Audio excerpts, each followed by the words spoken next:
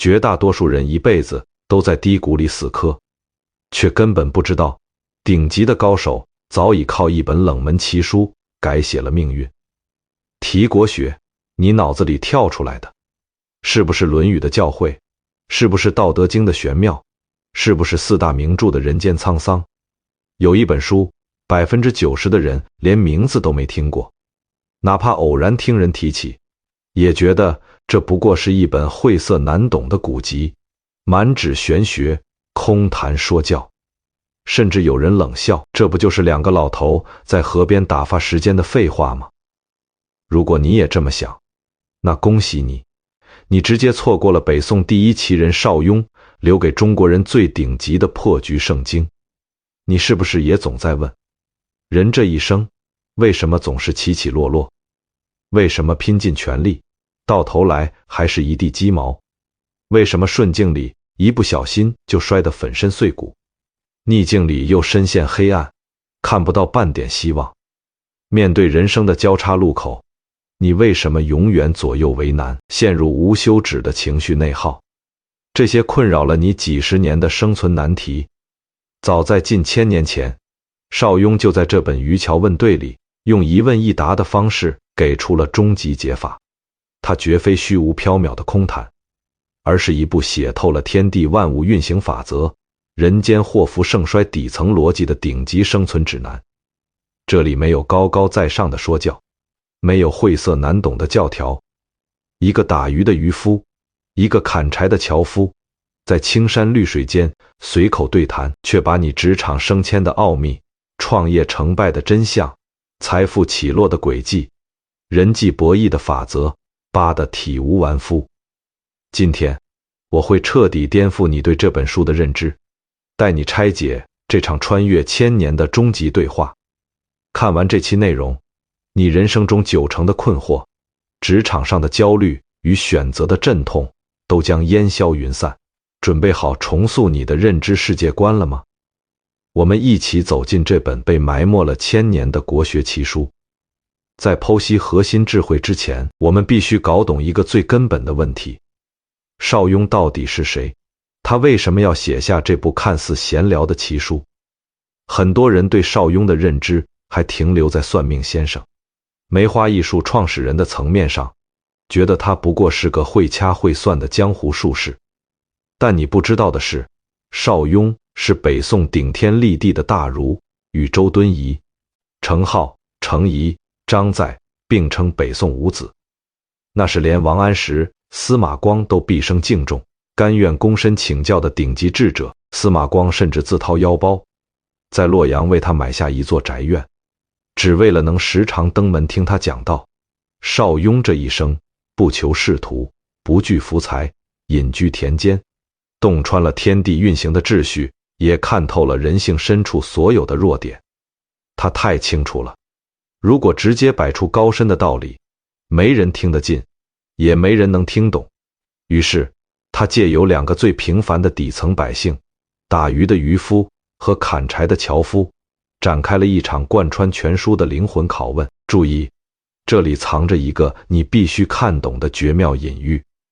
那个满脑子困惑、满腹焦虑、对命运起落百思不得其解的樵夫，不就是屏幕前跌跌撞撞的你我吗？不就是每一个被生活按在地上摩擦、被焦虑和选择死死捆绑的普通人吗？我们每天砍柴谋生，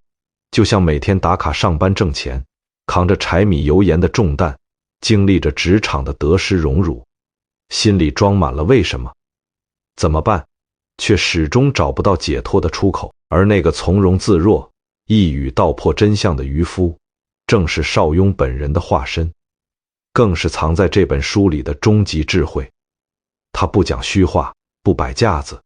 樵夫问什么他就解什么，用最通俗的白话，把天地间最底层的规律剖析得淋漓尽致。所以渔樵问对的本质，从来不是2个老头的无聊闲聊，而是一场你与自己灵魂的深度对话。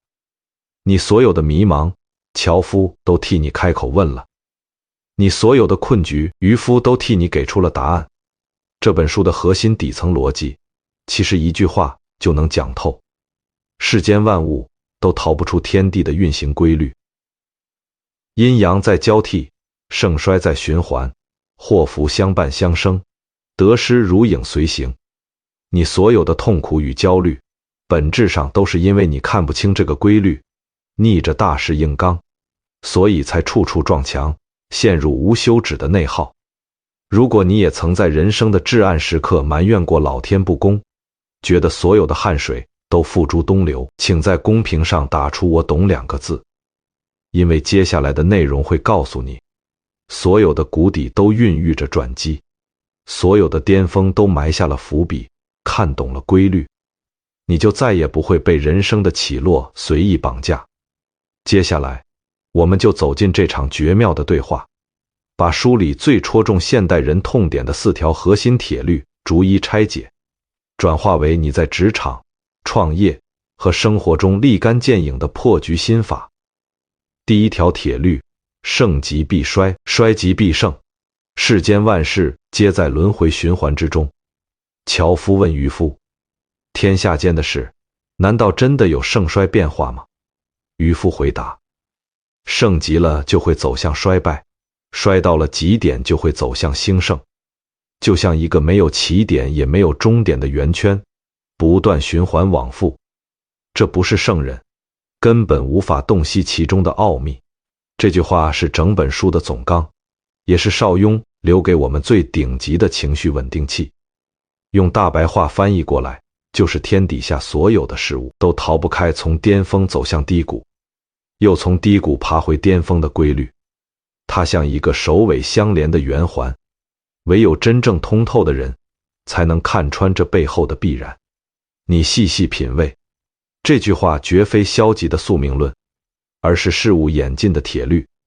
就像一年四季，春生、夏长、秋收、冬藏，没有永恒的盛夏，也没有漫不经心的严冬。树木不可能无休止的疯长，总有落叶纷飞的萧瑟。江河不可能永远涨潮，总有退潮归平静的时刻。天地万物尚且如此，我们的人生、职场与财富又岂能例外？我见过太多人，在人生的顺境里跌得粉身碎骨，年纪轻轻就爬上了大厂高管的位置，手里握着1000万元的预算，手下管着几百号员工，就飘飘然觉得自己无所不能。他们盲目扩张业务，疯狂跨界投资，丝毫没有察觉行业的寒冬已经悄然笼罩。等到裁员大潮席卷而来，业绩出现断崖式下滑，曾经的光环在一夜之间烟消云散，从云端狠狠跌落到泥潭，才痛定思痛，明白了盛极而衰的道理。也有创业者靠着时代风口赚到了人生第一桶金，就自以为是商业奇才，听不进任何理性的劝告，把所有的身家性命全部押注到全新的项目里，结果风口一过，资金链瞬间断裂，曾经积累的财富一夜之间化为泡影。为什么会落得如此下场？因为他们在处于巅峰的时候，眼里只有盛盛生机，却根本看不到隐藏在盛景背后的衰败危机。他们固执地以为眼前的繁华会永不落幕，却忘了太阳升到正午就会开始西斜，月亮圆满到了极致就会开始亏缺。反过来，我也见过太多人在人生的谷底实现了惊天逆袭。有人被行业的剧烈变革砸碎了饭碗，人到中年遭遇失业，上有老下有小，感觉整个世界都塌了下来。但他没有沉沦在痛苦里，而是利用这段被动空出来的时光，把自己彻底沉淀下来。他精心打磨知识产品，转型做线上教育，反而开启了全新的事业版图，收入比过去翻了好几倍。有人投资失败，赔光了大半生的积蓄，但他没有自暴自弃，而是静下心来深刻复盘自己的错误，学会了敬畏市场，修炼出更加稳健的投资逻辑。后面的每一步都走得极其扎实，不仅慢慢把亏掉的钱重新赚了回来，还建立了一套专属于自己的风控体系，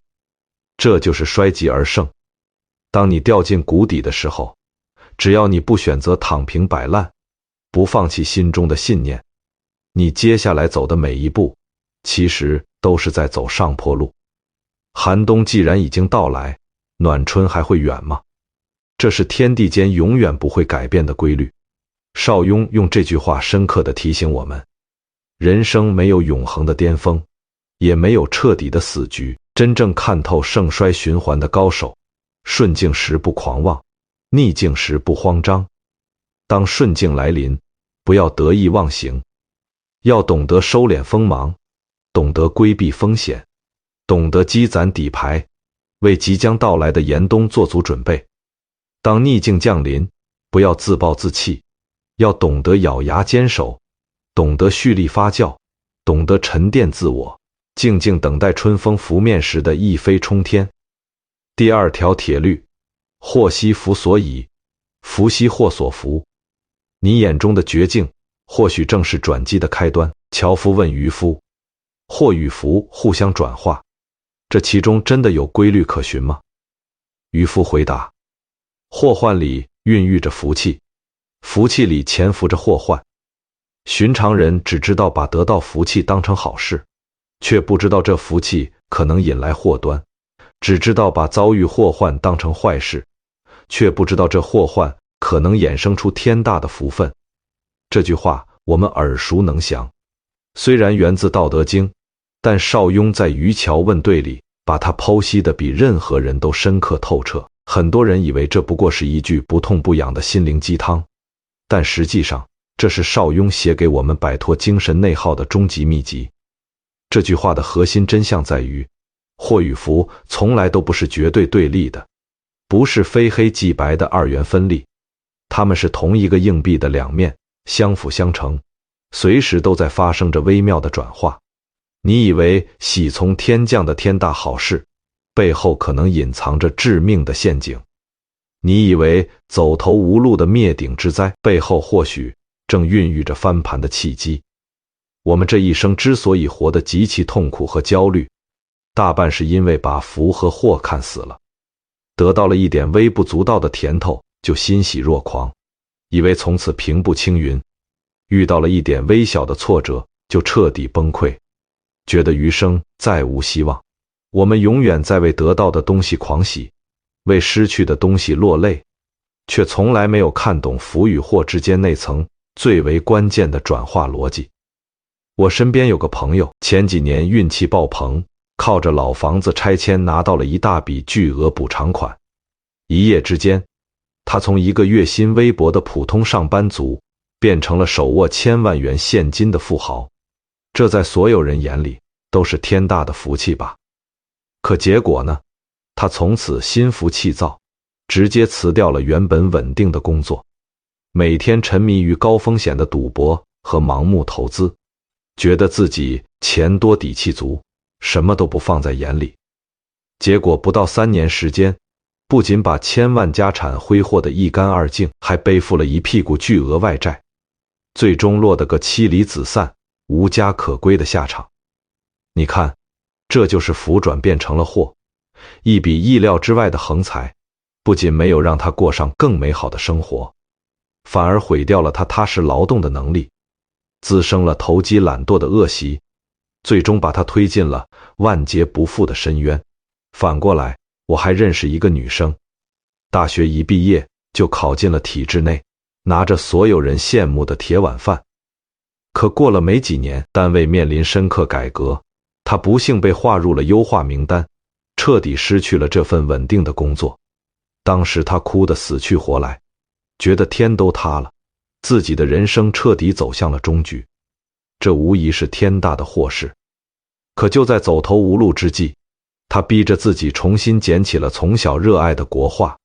尝试着在网上做在线教学，根本没人关注，也没有人报名，他就咬着牙，每天坚持直播画画，持续输出优质作品。就这样咬牙坚持了整整2年，如今他不仅收获了100万粉丝，还开办了属于自己的线下画室，轻松实现了财务自由，活成了自己过去连想都不敢想的精彩模样。你看，这就是祸转变成了福。一次突如其来的失业，逼着他跳出了安逸的舒适区，逼着他把内心的热爱锻造成生存的软实力，反而为他撞开了人生的无限可能。邵雍在书里意味深长地指出，世人之所以一辈子活在无休止的焦虑与折磨里，就是因为只看得到眼前的蝇头小利，却看不见终身的祸福演变；只盯着眼前的得失计较，却根本看不懂这件事在岁月长河里的转化机制。所以，朋友们，永远不要因为一时的顺遂而得意忘形，也永远不要因为一时的挫败而万念俱灰。你升职加薪了，别急着飘飘然，仔细想一想，这份高薪的背后，是不是要以牺牲健康为代价？是不是背负着你无法承受的沉重压力？你失业破产了，别急着绝望崩溃，静下心来看看这场巨大的打击背后，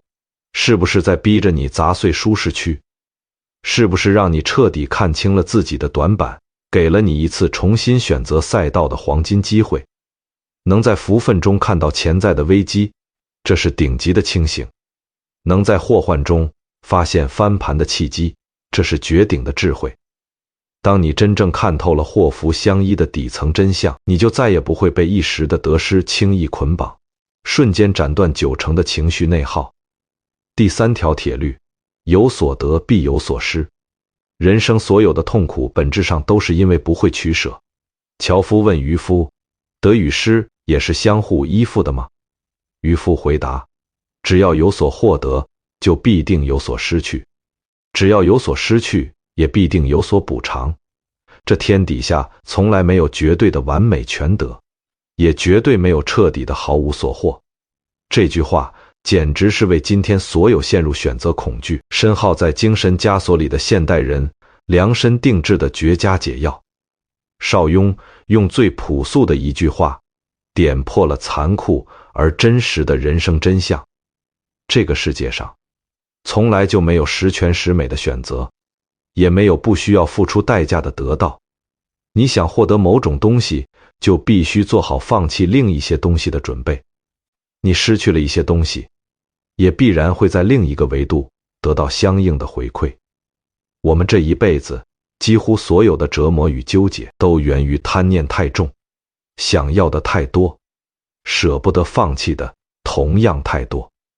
我们总妄想着鱼和熊掌兼得，既想要高薪，又想要清闲；既想要稳定，又想要自由；既想要万众瞩目，又想要平凡安稳；既想要世俗的功名利禄，又想要内心的诗和远方。可残酷的现实是，人生从来都没有两全其美的神仙选项，有的只是扎扎实实的取舍。在职场上，你选择了互联网大厂的高薪厚职，就必须主动放弃朝9晚5的轻松闲暇，就必须咬牙承受高强度的加班压迫，就必须直面随时可能袭来的裁员风暴。你选择了体制内的安稳平顺，就必须坦然接受一眼能看到头的生活，就必须放弃一夜暴富的狂想，就必须学会规矩里的低调敛逸。在创业路上，你选择了激进的快速扩张，抢占市场，就必然会失去对产品细节的精细打控，就必须承担极高风险的资金链压力。你选择了稳扎稳打，深耕细作，就必须主动放弃短期爆火的投机快感，就必须耐得住漫长岁月里的孤独与质疑。在感情婚姻里，你选择了踏实靠谱、善解人意的伴侣，就必须包容他缺乏浪漫细胞的平淡无奇。你选择了风趣幽默、灵魂光芒四射的伴侣，就必须接受他身边从来不缺异性关注的烦恼。你选择了事业有成、雄心勃勃的另一半，就必须咽下他无暇陪伴你的落寞与遗憾。在人际交往中，你选择了迎合所有人，想要讨好身边的每一个角色，就必然会丢掉自己的底线与原则，沦为活在别人眼光里的附庸。你选择了坚守自我，死守自己的原则边界，就必须坦然面对一部分人的排斥与不喜欢，承受被议论为清高孤傲的冷眼。邵雍在书里一针见血地指出，太多人一辈子都在犯同一个毛病，贪图全面的获得，厌恶任何形式的失去，总想着把所有的便宜占尽，害怕承担任何风险与损失，结果在无休止的摇摆与内耗中，不仅什么都没抓住，反而白白荒废了宝贵的人生。我见过太多人在两份 offer 之间纠结折腾了大半年，最终两边的机会都拱手让人，在两个人生方向之间摇摆不定，白白浪费了黄金几年，最终依然停留在原地。他们绝非缺乏能力，而是根本不懂得取舍，执念于寻找一个绝对完美、没有任何遗憾的选项。但这个世界根本不存在这样的选项。人生的顶级活法从来不是追求全盘皆赢，而是敢于主动放手。你要先彻底想明白，自己这辈子最核心的追求到底是什么？什么才是你绝对不能退让的底线？然后勇敢地砍掉其他所有的干扰选项，不回头，不纠结，不内耗，沿着你选定的大路，坚定不移地走下去。那些活得通透、活得出彩的人，从来不是因为他们拥有了一切，而是因为他们极其果断地放弃了99%的诱惑，死死抓住了那最核心的1%。第4条铁律：尽人事，听天命。这是努力与运气之间最顶级的辩证法则。樵夫问渔夫，人的谋划与天地的命运究竟哪一个更占上风？渔夫回答，人的谋划在于人自己，天地的命运在于天道规律。人的谋划可以促成事情的准备，但没有天命的时机，事情依然无法圆满成就。绝非天命故意刁难人类，而是凡人根本不懂得天命的规律。这是整本书里最容易被世人误解的一句话，也是邵雍留给我们对抗焦虑与绝望的终极武器。很多人看到这句话，第一反应就是否定。这不就是赤裸裸的宿命论吗？不就是说一切早已注定，再怎么拼命努力也无济于事吗？大错特错。如果你这么理解，那就彻底辜负了邵雍的一片苦心。邵雍口中所说的天命，绝非迷信里注定好的生死结局，而是天地万物运行的宏观规律，是时代演进的滔滔大势，是事物成败的最佳时机。而他所说的尽人事，是要求你在自己能够掌控的范围内，把事情做到极致，练就一身过硬的本领，做足100%的准备，付出不亚于任何人的努力。这句话最深刻的真谛在于，你能掌控的是你自己的努力、积累与准备，你无法掌控的是时代的浪潮、环境的变化与时机的降临。真正的智者会在自己能够掌控的领地里拼尽全力，在自己无法掌控的维度里坦然接受。这不是消极躺平，而是最高维度的清醒。在我们身处的这个时代，很多人要么陷入极度的盲目内卷，要么走向彻底的消极摆烂，本质上都是因为没有参透这个辩证法。内卷的人误以为努力是无所不能的万能钥匙，觉得只要自己足够拼命，就一定能索取到想要的结果。他们逆着时代的洪流死磕，在早已沦为红海、日薄西山的行业里头破血流，哪怕撞得粉身碎骨也不肯回头，最终拼到身体彻底垮掉，精神全面崩溃，却依然得不到理想的回报。于是开始怨天尤人，觉得命运不公，觉得所有的汗水都是笑话。而摆烂躺平的人则走向了另一个极端，他们觉得一切都是命中注定，努力没有任何价值，看到别人功成名就，就酸溜溜地归结为运气好，自己遭遇了一点点挫折，就顺水推舟的躺平摆烂，自我慰藉说这就是命，最终白白荒废了天赋与本领。错过了所有的时代机遇，还打着平凡可贵的旗号自欺欺人。邵雍在书里用了一个妙趣横生的例子，把这个道理讲得透彻底底。渔夫出海打鱼，究竟能不能满载而归，取决于天气的变化、水流的走向、鱼群的迁徙，这些是天命规律。但是，你要不要苦练打鱼的本领？要不要精心的编织渔网？要不要天不亮就驾船出发？要不要面对风浪坚守下去？这些通通是人事。如果你连渔网都懒得编织，连江边都不敢靠近，哪怕江里鱼群翻滚，你也永远别想捕到一条鱼，这就是不尽人事，根本不配谈论天命。但如果你已经练就了举世无双的捕鱼绝技，做好了万无一失的准备，却偏偏撞上了罕见的特大洪水，恶劣极端的天气导致一条鱼也没打到，这时候你完全不需要自责，更不需要焦虑，坦然接受这个结果就好。等到阴霾散去，天气回暖，时机降临之时，你自然能够一网打尽，满载而归。这就是听天命。把这个智慧映射到我们今天的现实生活中，依然字字珠玑。在互联网红利爆棚的年代，很多人顺应大势转型做自媒体，做跨境电商，实现了人生的惊天逆袭。外人只看到了他们的好运，却根本没有看到，在风口到来之前，他们已经在暗处默默打磨了数年的内容创作能力、营销表达能力，做足了所有的功课。这就是尽人事。当风口呼啸而至，果断拥抱，顺势而为，这就是顺天命。而在红利见顶、行业整体下行的周期里，依然有人疯狂砸钱，盲目硬闯，逆着大势苦苦挣扎，最终赔得倾家荡产。这不是努力，这是不懂天命，是用战术上的看似勤奋来掩盖战略上的深刻懒惰。邵雍教导我们，真正高级的人生智慧是尽人事以听天命，在时机尚未成熟的时候，默默无闻地打磨自己的硬核本领，做足所有的准备，不焦躁，不气馁。这是尽人事，更是你立足于世的底气。当时代的风口来临，果断亮剑，顺势而上，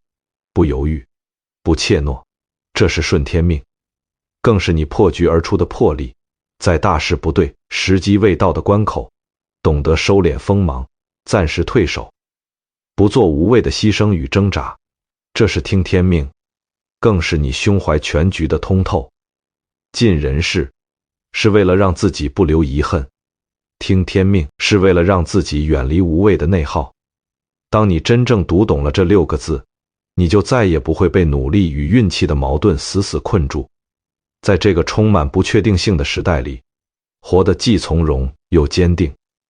读懂渔樵问对，绝不是为了预知未来，而是为了通透地活在当下。讲到这里，渔樵问对里的核心智慧，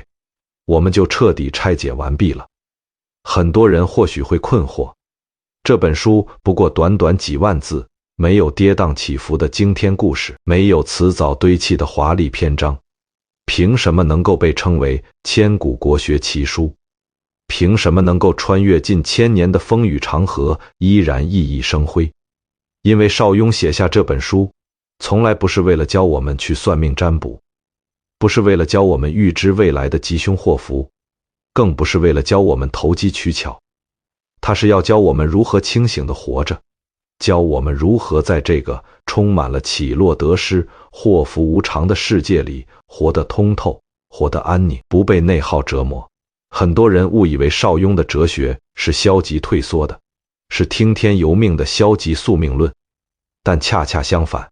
邵雍的智慧是世间最积极、最温柔的生存哲学。他一眼看穿了盛衰循环的铁律，所以温柔地告诫我们，不必为一时的巅峰得意忘形，也不必为一时的低谷万念俱灰。人生本来就是起伏交替的曲线，以平常心看待就好。他一眼看穿了祸福相依的真相，所以温柔地提醒我们，不必为一时的获得狂喜不已，不必为一时的失去寻死觅活。生命里的每一段经历都有它独特的意义，他一眼看穿了得失相伴的本质，所以温柔地开导我们，不必苛求人生的十全十美。生活的重点从来不是把所有好东西占尽，而是清晰地知道自己要什么，敢于主动丢弃那些沉重的负担。他一眼看穿了人世与天命的边界，所以温柔地指引我们，对掌控得住的事情拼尽全力，对掌控不住的事情坦然接纳，不内耗，不强求。我们现代人之所以活得如此疲惫，如此焦虑，就是因为我们总是固执地逆着规律行事，在顺境时贪得无厌，不知道及时止损，最终落得盛极而衰；在逆境时自暴自弃，不懂得积蓄力量，白白错失了衰极而盛的转机。我们总是妄图抓住一切，结果在艰难的取舍间耗尽了青春。我们总是把努力当成无所不能的神药，逆着大势蛮干，撞得头破血流之后，又走向另一个极端，彻底躺平，否定一切汗水的价值。而渔樵问对就像是一面无比清澈的镜子，精准照出了我们心中所有的执念与痛苦，也给了我们通往解脱的钥匙。在文章的结尾，樵夫听完了渔夫字字珠玑的解惑，恍然大悟，茅塞顿开。从此以后，他去砍柴不再是为了温饱而痛苦奔波，而是在幽深的山林间找到了内心的安宁。渔夫去打鱼也不再是为了生计而疲惫劳碌，而是在奔流的江水间悟透了人生的真谛。其实，我们每个人刚开始都是那个迷茫的樵夫，带着满身的困惑与焦虑，在人生的坎坷山路上跌跌撞撞，为了柴米油盐焦虑，为了起落得失痛苦，为了选择取舍内耗。而渔樵问对就是那个静静等待在河边的渔夫，用最通俗、最温柔的语言向我们揭示人生的真相，指引我们一条与自己和解、与世界相处的康庄大道。我们读渔樵问对，不是为了变成神机妙算的神仙，不是为了预测未来的祸福吉凶，而是为了在这个纷繁复杂、充满焦虑的世界里，活得清醒，活得通透，活得从容。在顺境中懂得惜福藏风，在逆境中懂得坚守蓄力，不为得失而狂喜狂悲，不为起落而自暴自弃，不为选择而纠结内耗，不为未知而惶恐不安。朋友们，这面名为渔樵问对的镜子，你照见自己了吗？你人生中最深刻的一次盛衰起落，最难忘的一次祸福转化，究竟是哪件事？欢迎在评论区留下你的故事，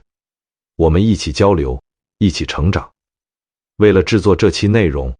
我翻遍了渔樵问对的古籍原文与各类权威注本，逐字逐句地剖析了其中的核心智慧，可以说倾注了全部的心血。如果这期内容确实颠覆了你对这部千古奇书的认知，确实为你带来了一丝精神上的释然与解脱，希望你能在评论区打出通透清醒4个字，